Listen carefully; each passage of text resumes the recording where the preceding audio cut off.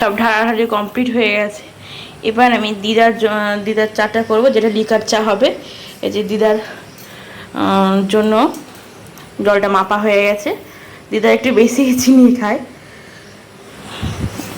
চিনিটা দিয়ে নিলাম। এই দিদার চাটা, লিকার চাটা ফুটে গেছে। এবার আমি চা পাতাটা দিয়ে নেব। চায়ের পাতাটা দিয়ে নিই। দিদা আবার একটু লিকারটাও বেশিই খায়। তো এখানে আমার দিদার চাটা রেডি হয়ে গেছে। চলো এবার দিদাকে দিয়ে নিই চাটা। ও দিদা নাও, এখানে তুলে নাও, তুলে নাও।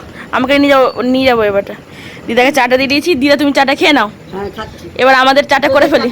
হ্যাঁ, মানে আমার দুধটা মাপা হয়ে গেছে। এবার এর দুধটা জাল হচ্ছে, জাল হয়ে নিক, তারপর আমি দুধ চাটা করে তোমাদেরকে দেখাচ্ছি। দেখো, এবার চা পাতাটা দেওয়া কমপ্লিট হয়ে গেছে। এবার আমি এখানে এবারে আমি এটাকে নাড়াচ্ছি দুধ চাটাকে।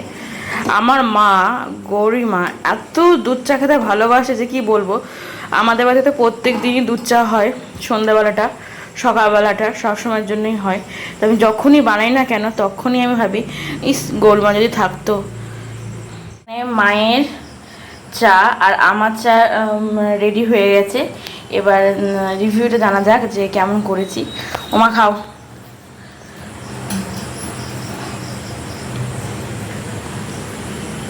দেখে তো খুবই ভালো লাগছে।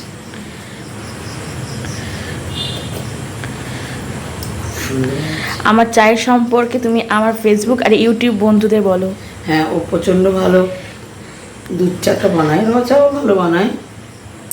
আমি একটু ঘুম থেকে উঠে আসলাম, ওই জন্য ও বললো, আমি চায়ের লোভে লোভে ঘুম থেকে উঠে চলে আসলাম। দুধ চাটা খুবই সুন্দর করে। এই হলো তোমার রিভিউ। চলো টাটা, আবার কোনো নেক্সট ভিডিওতে দেখা হচ্ছে। ততক্ষণ আমরা দুজন মিলে এই দুধ চাটা খেয়ে নিই।